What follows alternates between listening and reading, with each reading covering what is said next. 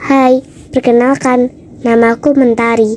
Aku sering sekali dibully oleh anak-anak desa. Mereka bilang kalau ibuku adalah seorang paling terkenal. Tapi apa yang dikatakan oleh mereka itu memang benar. Ibuku adalah paling terkenal di ibu kota. Bahkan dia tidur dengan seorang lelaki bangsawan sampai berhubungan badan. Lalu dia pun hamil. Lalu dia pun mengandungku. Dia berharap sekali bisa menjadi seorang nyonya bangsawan jika berhasil menikah dengan pria itu. Aku harus berhasil menikah dengan Lorcan. Lalu aku akan menjadi seorang nyonya bangsawan dan melahirkan anak ini. Pergi kau dari sini, dasar wanita tidak tahu dirimu. Pergi kau dari sini, aku tidak akan menikahimu dan tidak akan menganggap anakmu itu. Kau itu pasti kau sudah tidur oleh banyak pria kan? Jadi itu pasti bukan anakku. Ini adalah anakmu, percayalah padaku. Lagi pula, meskipun aku seorang tapi aku yakin ini adalah anakmu. Jadi, kau tidak bisa seenaknya mengusirku. Apa kau tidak kasihan dengan anakmu ini? Seharusnya kau tuh merasa kasih dan menikahiku. Apa kau tidak memiliki tanggung jawabmu sebagai seorang pria? Tutup mulutmu itu dan segera pergi dari sini. Aku tidak mau melihat wajahmu lagi ya. Kau itu memang seorang wanita Jadi sebaiknya kau pergi dari sini. Aku akan menikahi wanita lain yang lebih baik daripadamu. Kau itu kan hanya seorang. Baiklah, aku akan menuruti keinginanmu, aku akan pergi dari sini. Tetapi aku kan tidak pernah lupa soal tindakanmu, dan anak ini adalah bukti dari semua tindakanmu, dan juga ucapanmu tidak akan pernah kulupakan.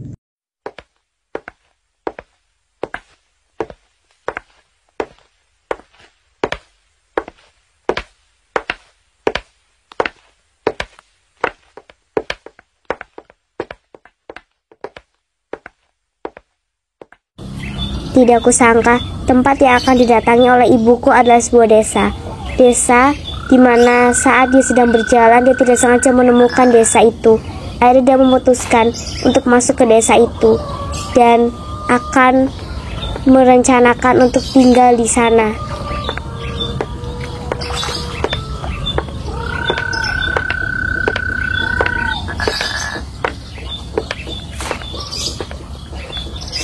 Permisi Bu, saya mau tanya, rumah ketua RT di sini di mana ya? Saya mau ketemu dengan ketua RT-nya. Oh, rumah ketua RT. Non tinggal jalan lurus sedikit lagi, terus belok kanan. Kalau udah ketemu jembatan, lurus aja terus, rumahnya paling ujung. Terima kasih banyak ya Bu, udah nunjukin rumahnya. Iya, sama-sama Non.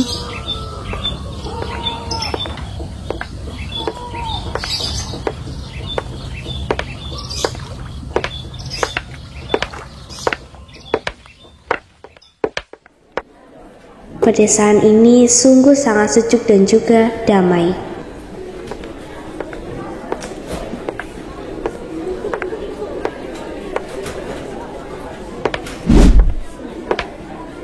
Jadi ini rumah ketua RT-nya.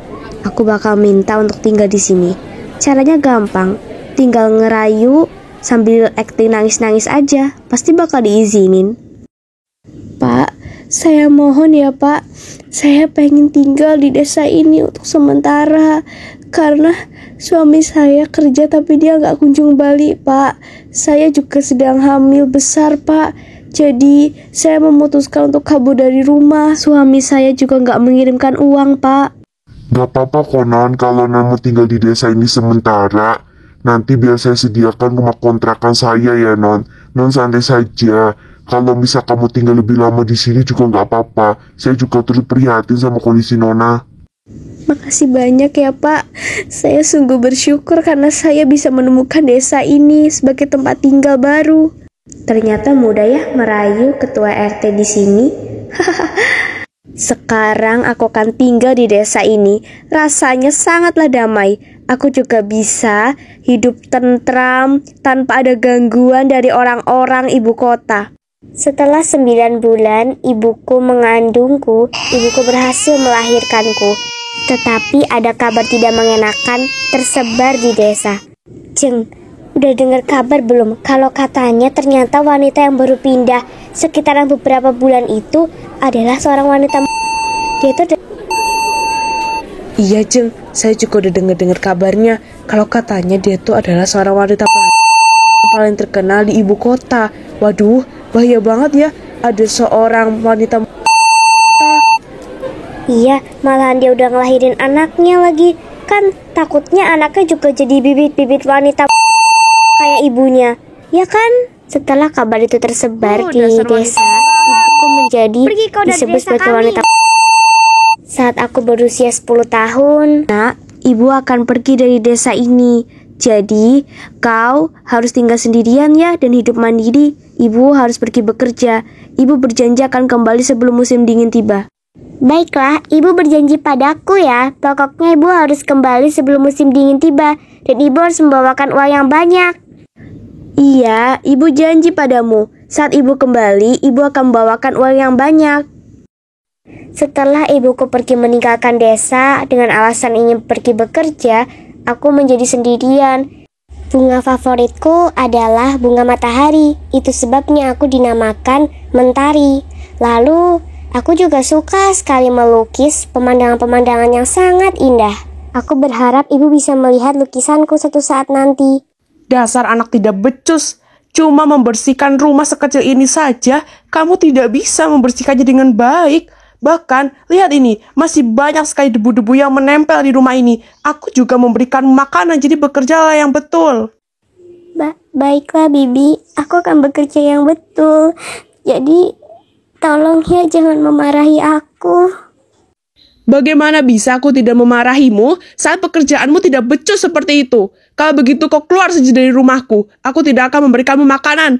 Kau itu ya, sama saja seperti ibumu. Sama-sama tidak tahu diri, tidak tahu malu, dan tidak tahu terima kasih. Baiklah, Bibi. Aku akan pergi dari rumah Bibi. Padahal aku sudah bekerja semaksimal mungkin, tetapi aku tidak bisa mendapatkan makanan. Melihat matahari terbenam seperti ini adalah favoritku. Aku sangat suka melihat matahari terbenam. Pemandangannya sangat indah dan juga cantik.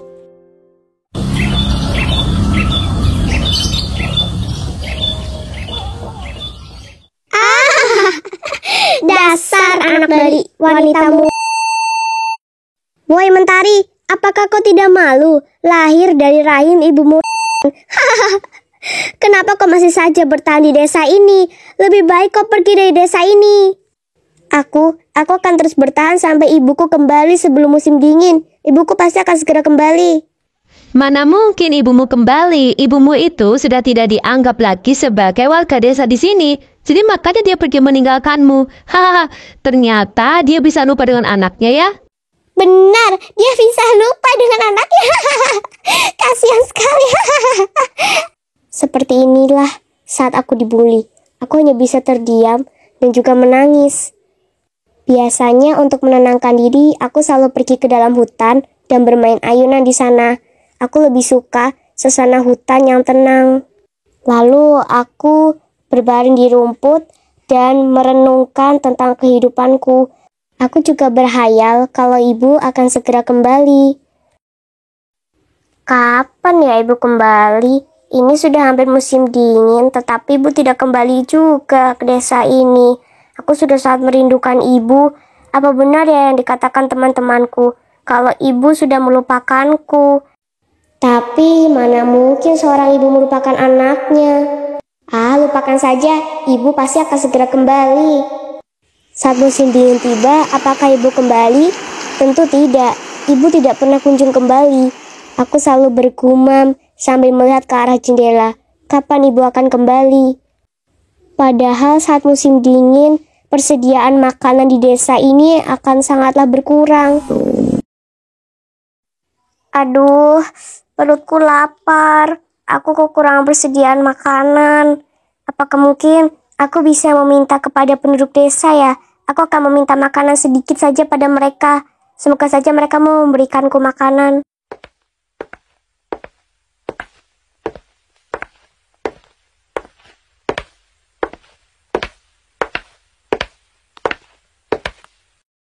Pak RT, ini aku Mentari. Pak RT, aku mau meminta sedikit makanan. Aku kelaparan, Pak. Kenapa Pak RT nggak keluar ya? Apa jangan-jangan Pak RT nggak peduli lagi sama aku?